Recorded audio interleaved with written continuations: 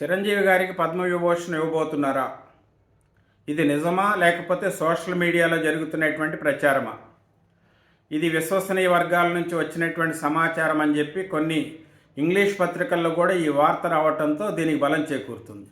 జనరల్గా పద్మ అవార్డులు ఎప్పుడు కూడా రిపబ్లిక్ డే సందర్భంగా ప్రకటించేటువంటి ఆనవాయితీ. ఆ రిపబ్లిక్ డే సందర్భంగా ప్రకటించిన వాళ్ళకి రాష్ట్రపతి గారి చేతుల మీదుగా ఈ అవార్డు ప్రదానం చేస్తున్నటువంటి పరిస్థితులు ఉంటాయి.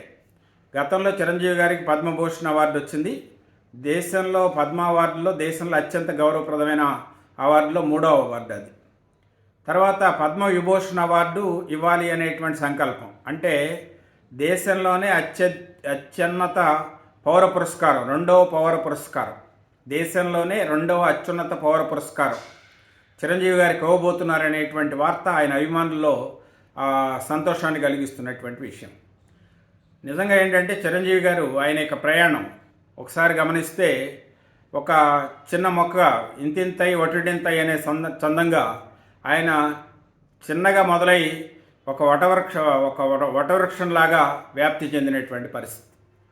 ఆయన స్వయం కృషితో ఒక చిన్న కుటుంబం నుంచి, ఒక మధ్యతరగతి కుటుంబం నుంచి మరి తెలుగు సినిమా ఇండస్ట్రీని, అంటే ఎంతోమంది పెద్దవాళ్ళ చేతిలో ఉన్నటువంటి తెలుగు సినిమా ఇండస్ట్రీని మరి ఏలేటువంటి పరిస్థితి. 30 ఏళ్ళుగా ఒకే ఒక్క వ్యక్తి మెగాస్టార్గా తెలుగు సినిమా ఇండస్ట్రీలో తిరిగిలేని శక్తిగా మరి ఉన్నాడు అంటే అది ఆయన యొక్క స్వయం కృషి, ఆయన యొక్క పట్టుదల, ఆయన యొక్క నిజాయితీ. ఆ విషయం ఎవరు కాదనలేని విషయం.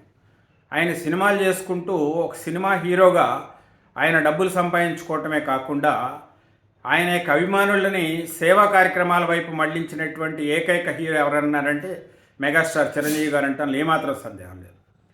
కేవలం అభిమానులని సినిమా అభిమానులుగా కేవలం సినిమాలకే పరిమితం చేయకుండా సామాజిక సేవా కార్యక్రమాల్లో వాళ్ళని భాగస్వాములు చేసినటువంటి వైను. బ్లడ్ బ్యాంక్ పెట్టినా, ఐ బ్యాంక్ పెట్టినా, లేకపోతే ఎవరికైనా కష్టాలు వచ్చినప్పుడు సహాయం చేసినా, రాష్ట్రంలో తెలుగు ప్రజలు ఎప్పుడు ఏ ఆపదలో ఉన్నా కూడా నేనున్నానంటూ ఎప్పుడు కూడా ఆసరా ఇచ్చేటువంటి గొప్ప వ్యక్తి మెగాస్టార్ చిరంజీవి గారు. దాంతోపాటు మన కోవిడ్ అప్పుడు తెలుగు సినిమా ఇండస్ట్రీకి సంబంధించినటువంటి కార్మికులకి అందరికీ కూడా అండగా నిలబడినటువంటి పరిస్థితి. అంతేకాకుండా ఆక్సిజన్ సిలిండర్ల ద్వారా ఇబ్బంది పడుతున్నటువంటి పరిస్థితుల్లో ఆక్సిజన్ సిలిండర్లు అందుబాటులోకి తెచ్చినటువంటి పరిస్థితి.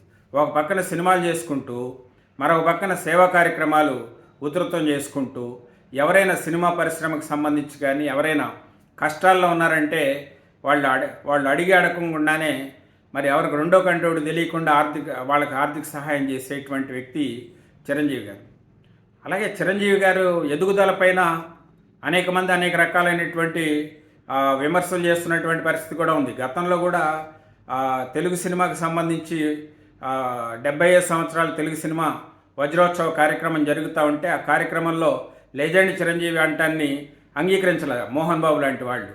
అంగీకరించకుండా దానిపైన కామెంట్లు చేస్తే నాకు అవసరం లేదు ఇదని చెప్పి ఆయన వదిలేసినటువంటి పరిస్థితి.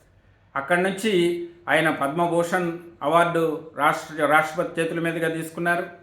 మరి అంటే రాష్ట్ర స్థాయిలో నంది అవార్డులు ఆయన ఎప్పుడు రాలా, ఎందుకంటే ఇక్కడ అన్ని రాజకీయాలు లేకపోతే కులపరమైనటువంటి వివక్ష ఇవన్నీ కూడా చాలా ఉంటాయి ఇక్కడ ఏ ప్రభుత్వాలు ఉన్నా కూడా. అందుకే తెలుగుదేశం ప్రభుత్వంలో కానీ కాంగ్రెస్ ప్రభుత్వంలో కానీ ఆయన ఎప్పుడు నంది అవార్డులు తీసుకోవాలి. నంది అవార్డులు రాకపోయినా జాతీయ స్థాయి పురస్కారాలు మాత్రమే ఆయన అందుకుంటున్నటువంటి పరిస్థితి మనం గమనించవచ్చు. ఏదేమైనా నిజంగానే తెలుగువారిగా చిరంజీవి గారికి పద్మవిభూషణ్ అవార్డు వస్తే అందరం గర్వపడాల్సినటువంటి పరిస్థితి. అది అర్హుడు. చిరంజీవి గారు పద్మవిభూషణ్కి అర్హత ఉంది. ఆయన చేసే సేవా కార్యక్రమాలు, ఆయన చేసే సామాజిక కార్యక్రమాలు, ఆయన ప్రజల పట్ల సమాజం పట్ల ఆయనకున్నటువంటి అంకిత భావం ఏవైతే ఉన్నాయో ఇంతకంటే గొప్ప క్వాలిఫికేషన్స్, ఇంతకంటే గొప్ప క్యారెక్టర్ ఏం కావాలి. రంగుల ప్రపంచంలో ఉంటూ కూడా ఒక విభిన్నమైనటువంటి జీవన శైలిని కలిగి ఉండి అందరినీ హక్కును చేర్చుకుని శత్రువులు లేనటువంటి అజాత శత్రువు. ఆయన ఎవరిని శత్రువుగా భావించడు, అందరినీ మిత్రులుగా భావిస్తాడు. ఒక అజాత శత్రువు, అందరి ఇళ్లలో అన్నయ్య, ప్రతి ఇంట్లో కూడా ఒక పెద్ద కొడుకులాగా ఓన్ చేసుకున్నటువంటి చిరంజీవి గారికి పద్మవిభూషణ్ అవార్డు రావటం అనేది ఒకవేళ ఇంకా తెలియదు, డిక్లేర్ చేయలేదు. నిజంగానే కనుక అది వస్తే అంతకంటే ఆనందకరమైన విషయం ఇంకోటి ఉండదు. తెలుగు ప్రజలంతా కూడా పండగ చేసుకోవాల్సినటువంటి పరిస్థితి అది. చూద్దాం ఏం జరుగుతుంది.